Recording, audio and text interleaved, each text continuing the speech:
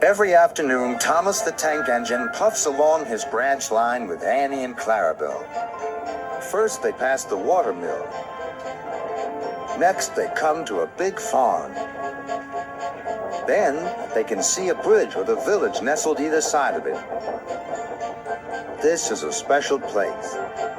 Whenever children hear Thomas coming along, they stand on the bridge waving until he is out of sight.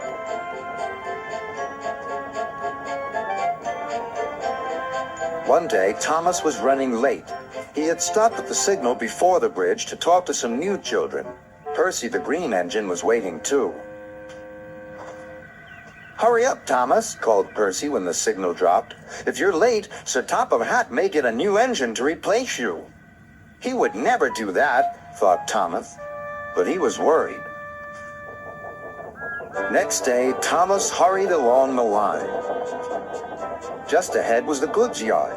There, on the platform, was an inspector waving a red flag. Next, Thomas saw some children. They were waving too.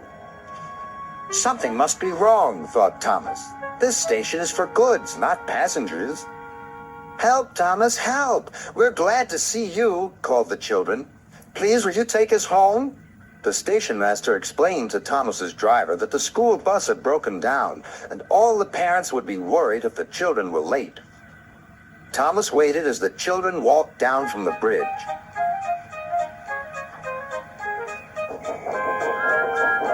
Then he took the children to the next station where Bertie was waiting to take them home. When Thomas finished his journey, he was very late. He was worried that Sir Topham Hatt might be cross with him. "I warned Thomas," puffed Percy to James. "He's been late one time too many. He'll be in trouble now." But next morning, when Thomas picked up his passengers, Sir Topham Hatt was nowhere to be seen.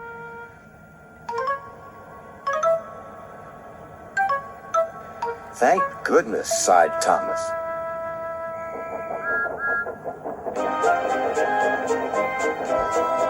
Thomas knows every part of his branch line. Just ahead was a stretch where the hot sun had bent the rails on the track.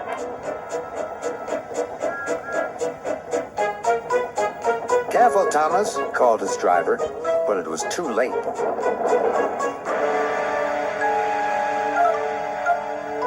"That's done it," said his driver. "We shan't get any further today." "But what about my passengers?" asked Thomas. "Don't worry, they'll be looked after," replied his driver.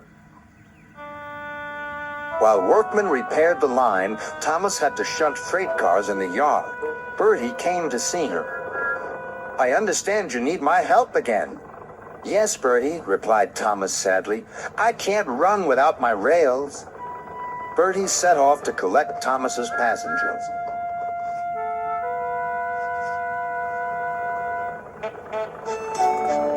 "Hello, Bertie," they said. "We're glad you're here." Bertie drove along the road that runs by the railway. He stopped at each station along the line.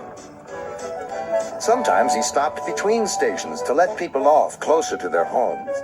Thomas felt miserable. "I've lost my passengers to Bertie. They'll like him better than me." Sir Topham Hatt arrived. "Your branch line is repaired. I'm going to change your timetable so that you and Bertie can work together more." When Thomas reached the station, there to his relief were all his passengers. "Bertie is a good bus, but we missed our train rides with you," they said. Later, Thomas spoke to Bertie. "Thank you for looking after my passengers." "That's all right, Thomas. I'd like to make new friends, but I'm glad to share them with you." "You're a good friend indeed," replied Thomas, "and always will be."